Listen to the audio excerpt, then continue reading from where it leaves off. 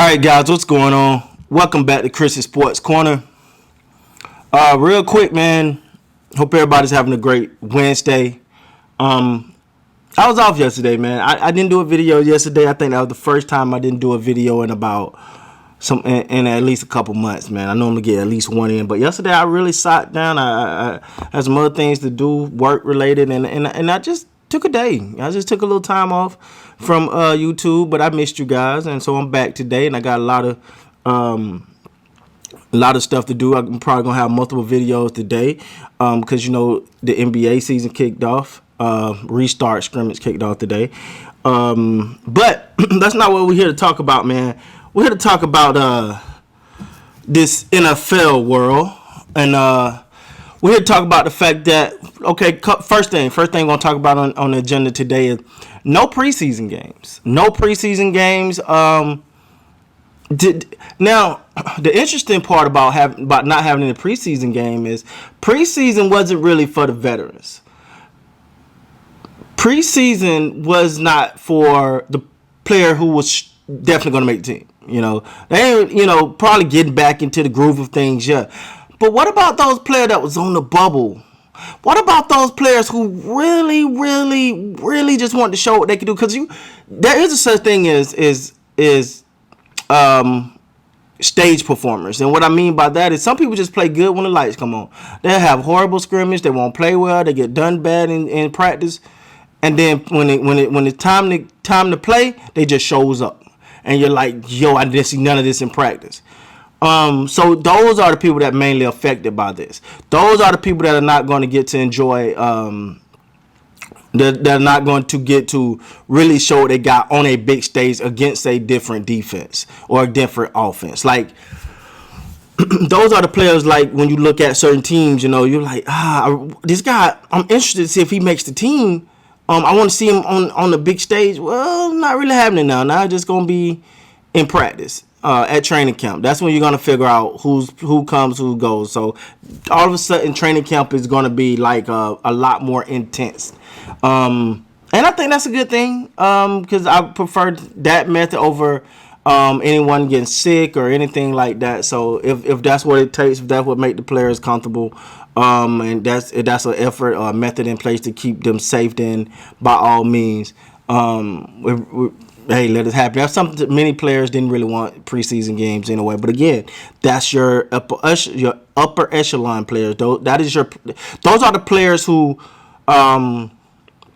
pretty much it don't really matter. Like, I think Zeke rarely played that. Well, that kind of, he played some in preseason, but you got a lot of players that just not gonna play in preseason games just because it's not worth the risk. So that's my take on that. Something else I want to talk about real quick is, why is it so hard for people to believe that the Dallas Cowboys and Dak Prescott did not get a deal done? Now, let me first of all say, I'm one of the first people that wanted a deal done. Right? Like, I was like, get Dak a deal. Let's get this done. Let's go. And it didn't happen. So move on. Like, I'm in the gym. I try to go. I really been trying to focus on my health. So I go in the gym every morning. I'm in there around 6:30 every morning now. And for all week, all I've been seeing is Dak and the Dallas Cowboys not get a deal done. Is there a rift? Is Dak mad at Jerry? Is Jerry mad at Dak? What about the agent? Is it the agent's fault? Listen, the deal didn't get done.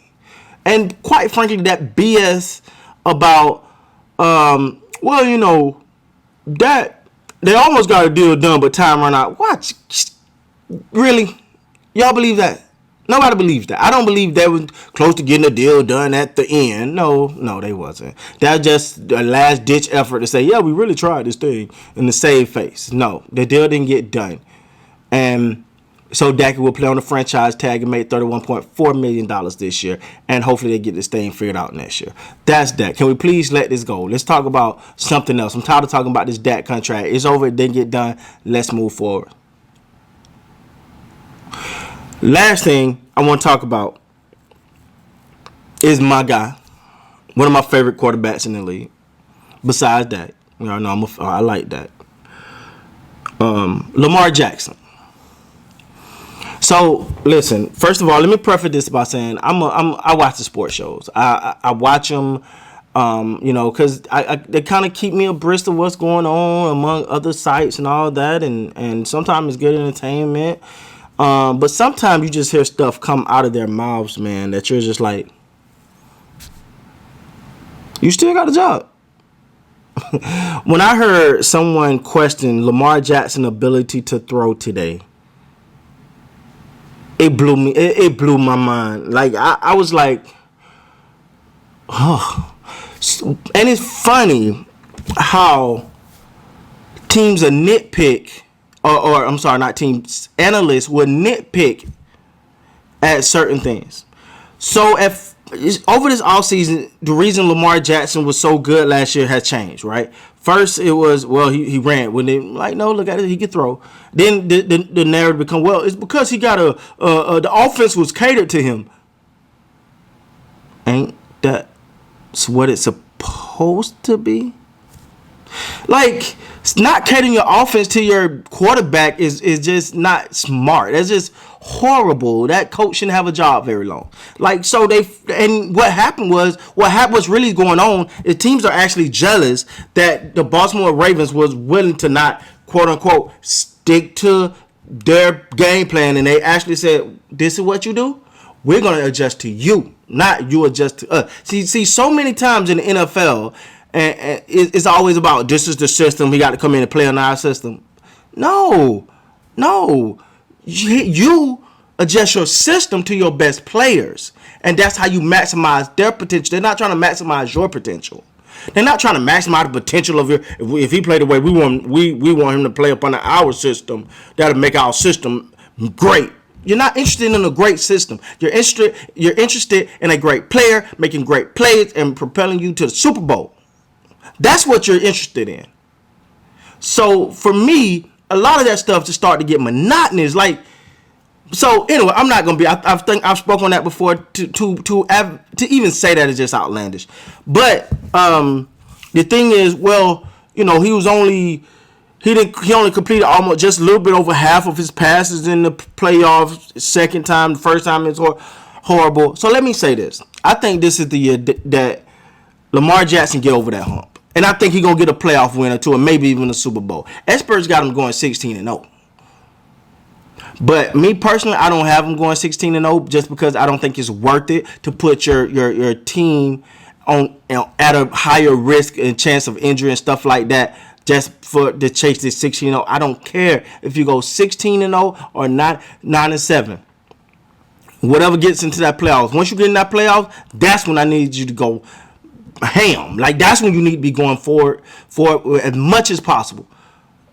Okay, so I say that to say this is the year Lamar Jackson will prove the naysayers wrong. I don't want to say haters; they are haters, but this is the year that he will prove them wrong. This is the year that he'll get that playoff win and go make that deep playoff push, because it's elevating. Well, I mean, the first year, it wasn't good. His playoff performance last year, I feel like a lot of people saying, well, he didn't play well, but I don't think the whole team as a whole, excluding the coaches and the play calling, that was very funny to me. If you ask me, it was a little weird. Just feel like you don't get away from what you do in the playoffs. So I think that this is the year that it all come together. It's year 3 for him. So normally around year 3. It's when it all come together, and he's focused. Lamar Jackson came out and said MVP is cool. All the accolades are cool. You know what I'm saying? We'll give me this little record, that's cool. Got that little record, that's cool.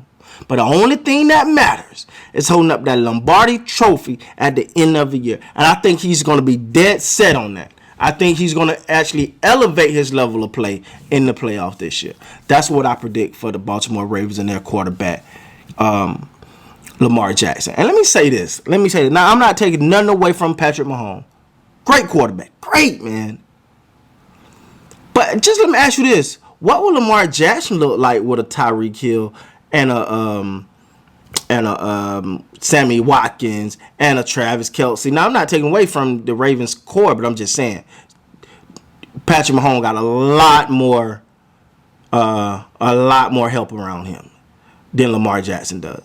He takes what he got and he makes it great. He's making it great. But let me say this.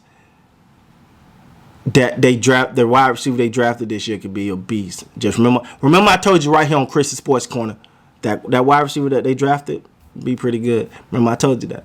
All right. With that being said, guys, again, like I did, I apologize for not getting an upload yesterday, but I'm back at it. I'm trying to try a new format where I'm trying to touch multiple subjects in one video as opposed to doing 2, 3, 4 videos a day. So let me know if you guys like this new format. If you do, man, I'll keep it up. And until next time, man, you guys be great. I love you to pieces. Thank you so much for your support of the channel. And you guys be great, man. Please like, comment, and subscribe if you haven't already.